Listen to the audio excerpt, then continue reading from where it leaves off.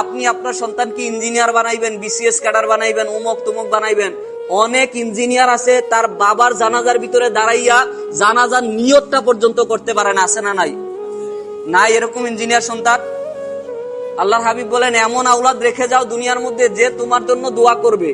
মরার পরে একটা ব্যবস্থা আছে, সন্তান যখন দোয়া করবে সেই দোয়াটা তোমার কবরের ভিতরে যাবে। এমন পর্যায়ে চলে গিয়েছে, তারা কাবা করে 360টা মূর্তি রাখছে এবং তারা নবীদের আকৃতিতে মূর্তি বানাইছে। পড়েন নাউজুবিল্লাহ। কাবাগরের ভিতরে তারা হযরত ইব্রাহিম, হযরত ইসমাইলের আকৃতিতে তারা মূর্তি বানায় পূজা করত।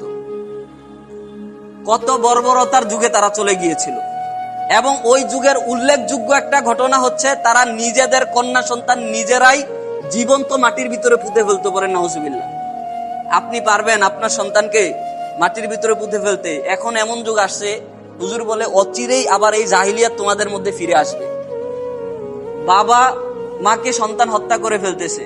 প্রথমে মাকে গলা টিপে হত্যা করছে সন্তান, নিউজের মধ্যে দেখলাম। পরে বাবা ঘরের মধ্যে আসছে, কুড়াল দিয়া কুবায় বাবারে হত্যা করছে। করার পরে নিজের বাসভবনের ভিতরে, ঘরের ভিতরে খাটের নিচে মাটি চাপা দিয়ে দিছে। পরে নাউজুবিল্লাহ। কিসের টাকার জন্য জানেন? নেশার টাকার জন্য। অন্তত পক্ষে আপনার সন্তানটা মাদ্রাসায় থেকে কোনো নেশাখোর হবে, এজন্য মাদ্রাসা শিক্ষার কোনো বিকল্প নাই। নতুন বছর আসতেছে, আপনারা মাদ্রাসা দেখতেছেন, এত সুন্দর মাদ্রাসা। আপনি আপনার সন্তানকে ইঞ্জিনিয়ার বানাইবেন, বিসিএস ক্যাডার বানাইবেন, উমক তুমক বানাইবেন। অনেক ইঞ্জিনিয়ার আছে তার বাবার জানাজার ভিতরে দাঁড়াইয়া জানাজার নিয়তটা পর্যন্ত করতে পারে না, আছে না নাই? নাই এরকম ইঞ্জিনিয়ার সন্তান?